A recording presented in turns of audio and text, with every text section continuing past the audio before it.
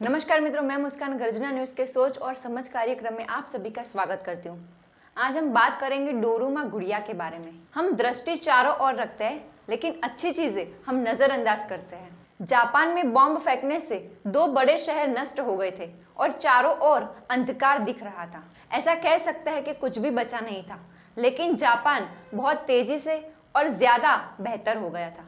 उसका राज उनकी मेहनत, लगन, डेडिकेशन तो है ही, लेकिन एक ऐसी गुड़िया है जो जापान इसको बल देती है और मनोबल बढ़ाती है, सख्त परिश्रम करने की प्रेरणा देती है।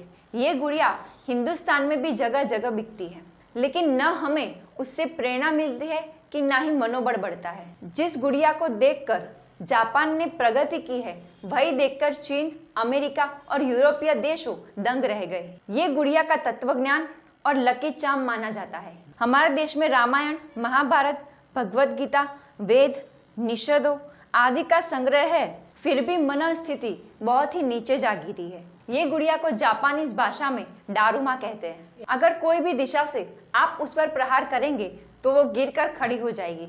ये अड़ग मनोबल दिखता है। बौद्ध धर्म में एक बोधि संत जिसका नाम बोधि धर्म था। जापानीज बच्चे बोधि धर्म की कहानियां और बातें सुनकर बड़े होते हैं, और इसी तरह बच्चों में अड़ग मनोबल, खंत, तप और ध्येय प्राप्ति की भावना पैदा होती है। हम गौरव लेते हैं कि बोधि धर्म ने 3री या 4थी सदी में भारत में जन्म लिया था। वो राजा पल्लव के शासन में संत थे।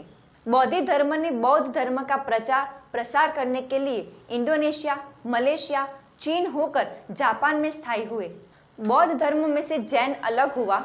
वो तत्वज्ञान के प्रणेता संत बोधि धर्म थे।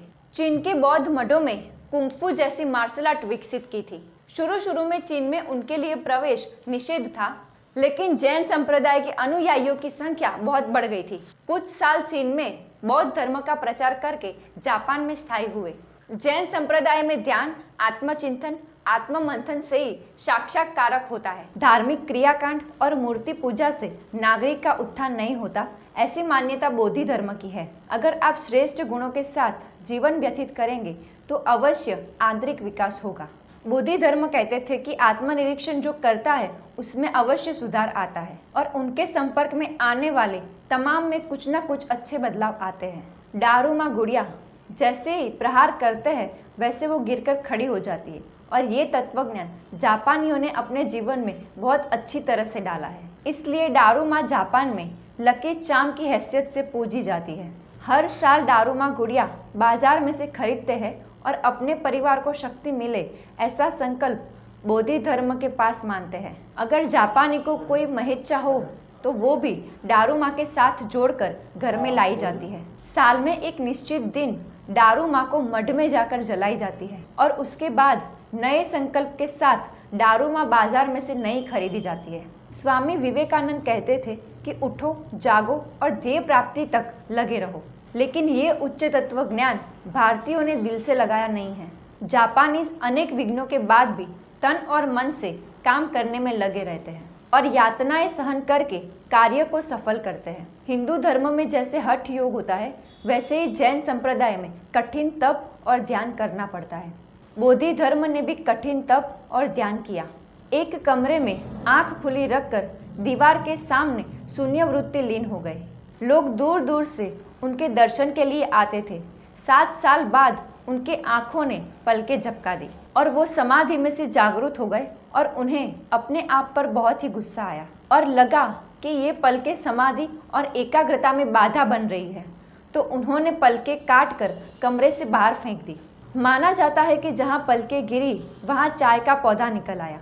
तब से आज तक जापान, कोरिया और चीन के बोधि धर्मियों ने चाय को ध्यान के साथ जोड़ दिया। चाय मन को जागरूक करती है। चुस्त जैन धर्मियों निश्चित प्रक्रिया के साथ बैठकर चाय की एक एक घूंट पीते हैं, तब उनके मन को शांति मिलती है। अगर आप डारूमा को देखेंगे तो आंखों की पलकें नहीं होती है। 9 साल तक बोधि धर्म ने आंखें खुली रखकर ध्यान किया था, इसलिए आंखों की पुतलियां बाहर निकल गई थी। 9 साल के ध्यान दरमियान पूरे कमरे में बर्फ गिरने से कमरा दिखाई नहीं दे रहा था। बर्फ की ठंडक से संत बोधि धर्म के हाथ पैर गल गए थे, इसलिए डारूमा के हाथ पैर नहीं होते हैं और ये गुड़िया लंबगोल होती है।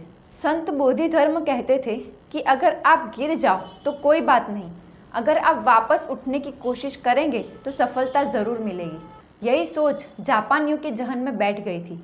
इसीलिए विश्व युद्ध में परमाणु हमले के बाद भी पहले से भी ज़्यादा ताकतवर बनकर उबल आया। बार बार भूकंप और पूर्व होनारत होती है, फिर भी अपने देश में 2 बार ओलंपिक का आयोजन किया। सो दोस्तों, be brave, do hard work, all the best.